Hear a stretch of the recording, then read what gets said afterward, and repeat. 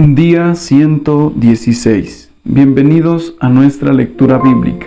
Hoy leeremos el Salmo 51 del 12 al 15, Jueces 7 y 8 y Juan capítulo 20. Comencemos. Salmo 51 del 12 en adelante. Restaura en mí la alegría de tu salvación y haz que esté dispuesto a obedecerte. Entonces enseñaré a los rebeldes tus caminos, y ellos se volverán a ti. Perdóname por derramar sangre, oh Dios que salva. Entonces con alegría cantaré de tu perdón. Desata mis labios, oh Señor, para que mi boca pueda alabarte. Jueces capítulo 7. Entonces Jerobbaal, es decir, Gedeón, y su ejército se levantaron temprano y fueron hasta el manantial de Jarod. El campamento de los ejércitos de Madián estaba al norte de ellos, en el valle cercano a la colina de Moré. Entonces el Señor le dijo a Gedeón: «Tienes demasiados guerreros contigo.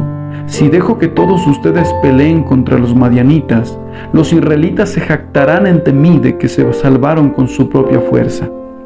Por lo tanto, dile al pueblo, a todo aquel que le falte valentía o que tenga miedo, que abandone este monte y se vaya a su casa». Así que 22,000 de ellos se fueron a su casa y quedaron solo 10,000 dispuestos a pelear. Pero el Señor le dijo a Gedeón: «Todavía son demasiados. Hazlos descender al manantial, y yo los pondré a prueba para determinar quién irá contigo y quién no». Cuando Gedeón bajó con sus guerreros hasta el agua, el Señor le dijo: «Divide a los hombres en 2 grupos. En un grupo pon a todos los que beban el agua en sus manos lamiéndola como hacen los perros. En el otro grupo pon a todos los que se arrodillan para beber directamente del arroyo».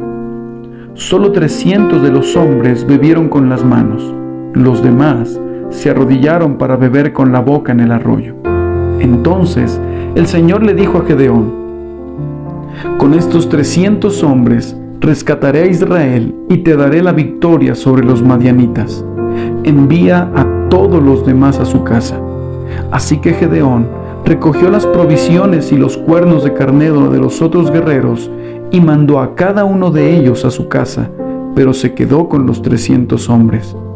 El campamento madianita estaba en el valle, directamente abajo de donde se encontraba Gedeón. Esa noche el Señor le dijo: «Levántate, desciende al campamento madianita, porque te he dado la victoria sobre ellos. Pero si tienes miedo de atacar, desciende al campamento con tu siervo Fura. Escucha lo que dicen los madianitas y cobrarás mucho ánimo. Entonces estarás ansioso por atacar». Así que Gedeón, acompañado por Fura, descendió hasta el límite del campamento enemigo. Los ejércitos de Madián, de Amalec y del pueblo del oriente se habían establecido en el valle como un enjambre de langostas. Sus camellos eran como los granos de arena a la orilla del mar, imposibles de contar. Entonces Gedeón se acercó sigilosamente justo cuando un hombre le contaba un sueño a su compañero. «Tuve un sueño», decía el hombre, «en el cual un pan de cebada venía rodando cuesta abajo hacia el campamento madianita. Entonces, cuando golpeaba una carpa, la volteaba y la aplastaba». Su compañero le respondió: «Tu sueño solo puede significar una cosa. Dios le ha dado a Gedeón, hijo de Joás, el israelita, la victoria sobre Madián y todos sus aliados». Cuando Gedeón oyó el sueño y la interpretación, se inclinó en adoración ante el Señor. Luego regresó al campamento israelita y gritó: «Levántense, porque el Señor les ha dado la victoria sobre las multitudes madianitas». Así que dividió a los 300 hombres en 3 grupos y le dio a cada hombre un cuerno de carnero y una vasija de barro con una antorcha dentro. Después les dijo: «Fíjense en mí. Cuando yo llegue al límite del campamento, hagan lo mismo que yo. En cuanto yo y los que están conmigo toquemos los cuernos de carnero, ustedes también toquen sus cuernos alrededor de todo el campamento y griten: por el Señor y por Gedeón. Fue apenas pasada la medianoche, después del cambio de guardia, cuando Gedeón y los 100 hombres que iban con él llegaron al límite del campamento madianita. Entonces, de un momento al otro, tocaron los cuernos de carnero y rompieron las vasijas de barro. Enseguida, los 3 grupos tocaron juntos los cuernos y rompieron las vasijas. Con la mano izquierda sostenían la antorcha ardiente y en la mano derecha llevaban el cuerno, y todos gritaban: «Una espada por el Señor y también por Gedeón». Cada hombre permaneció en su puesto alrededor del campamento y observaron cómo los madianitas corrían de un lado a otro, llenos de pánico y gritando mientras se daban a la fuga. Cuando los 300 israelitas tocaron los cuernos de carnero, el Señor hizo que los guerreros del campamento pelearan entre sí con sus espadas.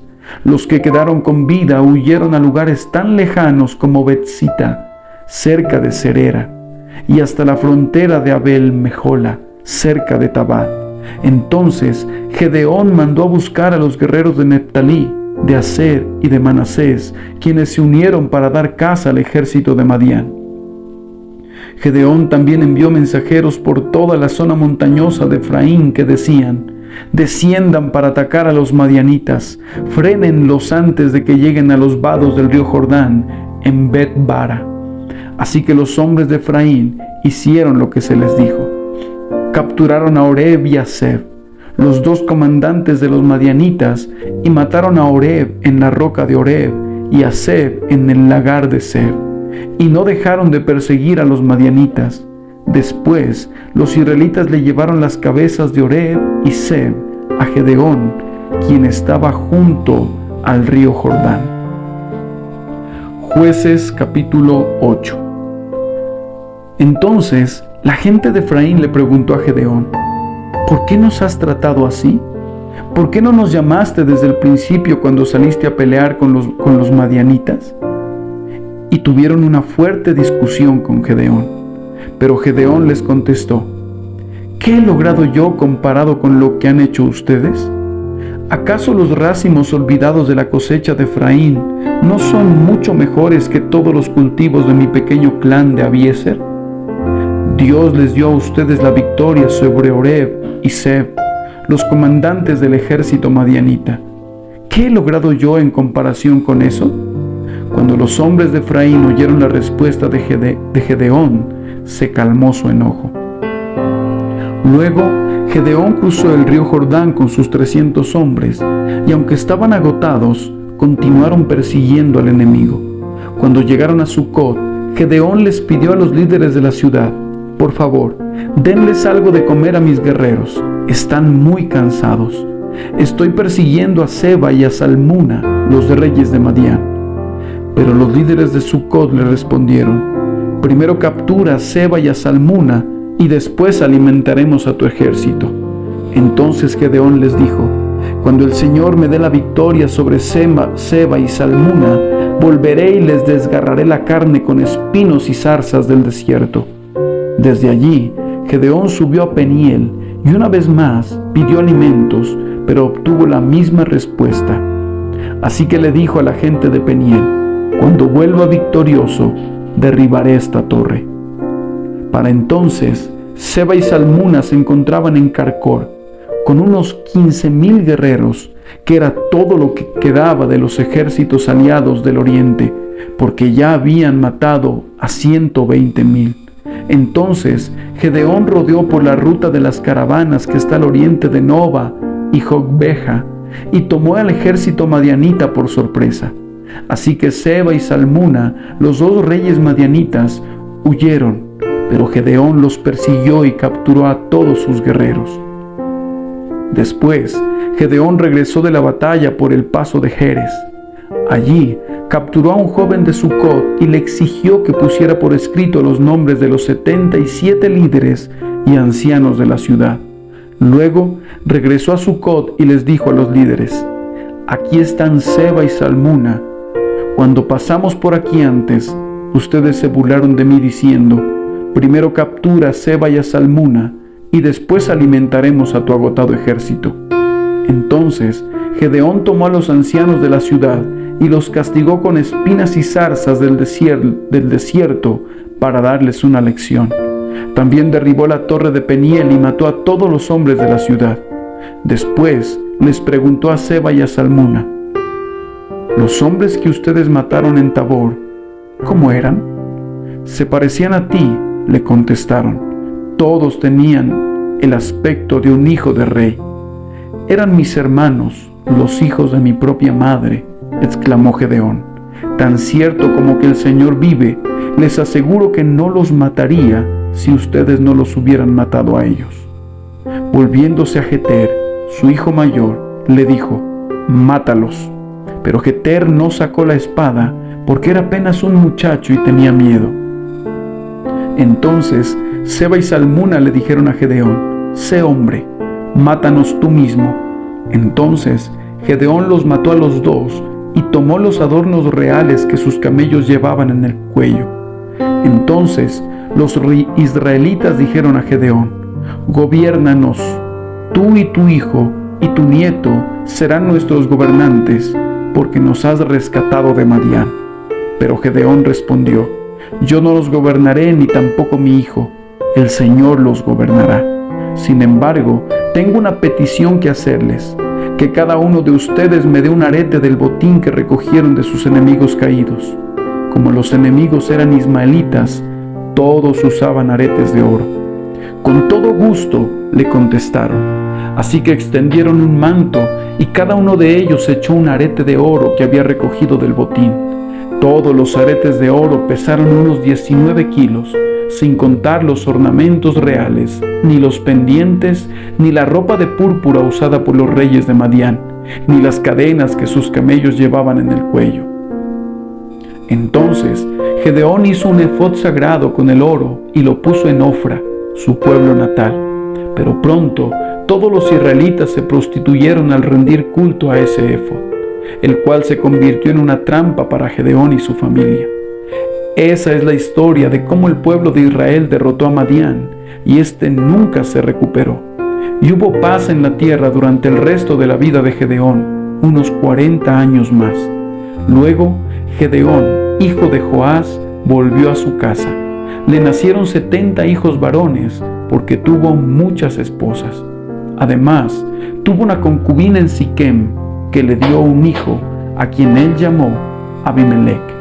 Gedeón murió muy anciano y fue enterrado en la tumba de su padre Joás, en Ofra, en la tierra del clan de Abiezer.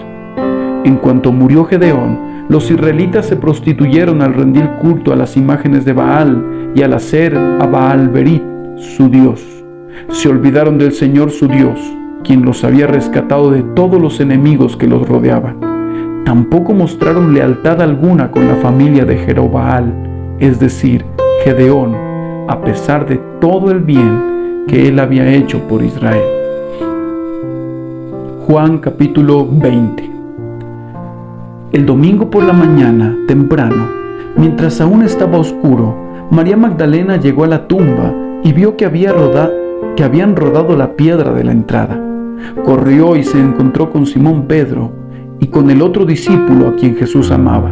Les dijo: «Sacaron de la tumba el cuerpo del Señor y no sabemos dónde lo pusieron». Pedro y el otro discípulo se dirigieron a la tumba. Ambos iban corriendo, pero el otro discípulo corrió más aprisa que Pedro y llegó primero a la tumba. Se agachó a mirar adentro y vio los lienzos de lino apoyados ahí, pero no entró. Luego llegó Simón Pedro y entró en la tumba. Él también notó los lienzos de lino allí, pero el lienzo que había cubierto la cabeza de Jesús estaba doblado y colocado aparte de las otras tiras. Entonces el discípulo que había llegado primero a la tumba también entró y vio y creyó, porque hasta ese momento aún no habían entendido las escrituras que decían que Jesús tenía que resucitar de los muertos. Después, cada uno se fue a su casa. María se encontraba llorando fuera de la tumba, y mientras lloraba, se agachó y miró adentro.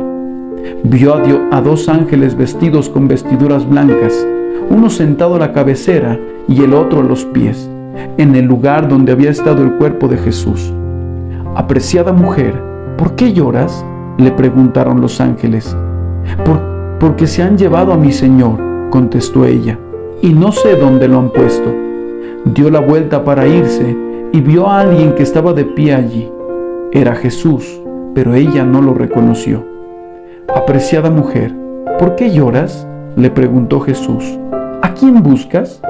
Ella pensó que era el jardinero y le dijo: Señor, si usted se lo ha llevado, dígame dónde lo puso y yo iré a buscarlo. María, dijo Jesús. Ella giró hacia él y exclamó: Raboní, que en hebreo significa maestro. No te aferres a mí, le dijo Jesús, porque todavía no he subido al Padre, pero ve a buscar a mis hermanos y diles: voy a subir a mi Padre y al Padre de ustedes, a mi Dios y al Dios de ustedes. María Magdalena encontró a los discípulos y les dijo: he visto al Señor, y les dio el mensaje de Jesús. Ese domingo, al atardecer, los discípulos estaban reunidos con las puertas bien cerradas porque tenían miedo de los líderes judíos. De pronto, Jesús estaba de pie en medio de ellos. La paz sea con ustedes, dijo. Mientras hablaba, les mostró las heridas de sus manos y su costado. Ellos se llenaron de alegría cuando vieron al Señor. Una vez más les dijo: la paz sea con ustedes. Como el Padre me envió a mí, así yo los envío a ustedes. Entonces sopló sobre ellos y les dijo: reciban al Espíritu Santo. Si ustedes perdonan los pecados de alguien, esos pecados son perdonados.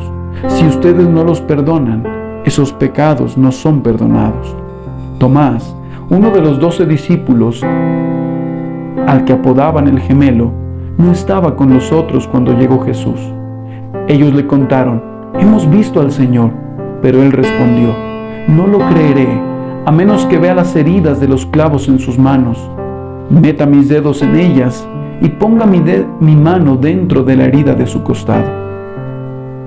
8 días después, los discípulos estaban juntos de nuevo, y esa vez Tomás se encontraba con ellos. Las puertas estaban bien cerradas, pero de pronto, igual que antes, Jesús estaba de pie en medio de ellos y dijo: la paz sea con ustedes. Entonces le dijo a Tomás: pon tu dedo aquí y mira mis manos. Mete tu mano en la herida de mi costado. Ya no seas incrédulo, cree. Mi Señor y mi Dios, exclamó Tomás.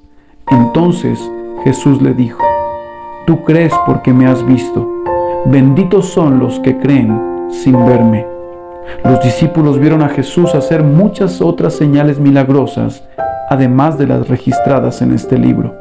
Pero estas se escribieron para que ustedes continúen creyendo que Jesús es el Mesías, el Hijo de Dios, y para que, al creer en Él, tengan vida por el poder de su nombre.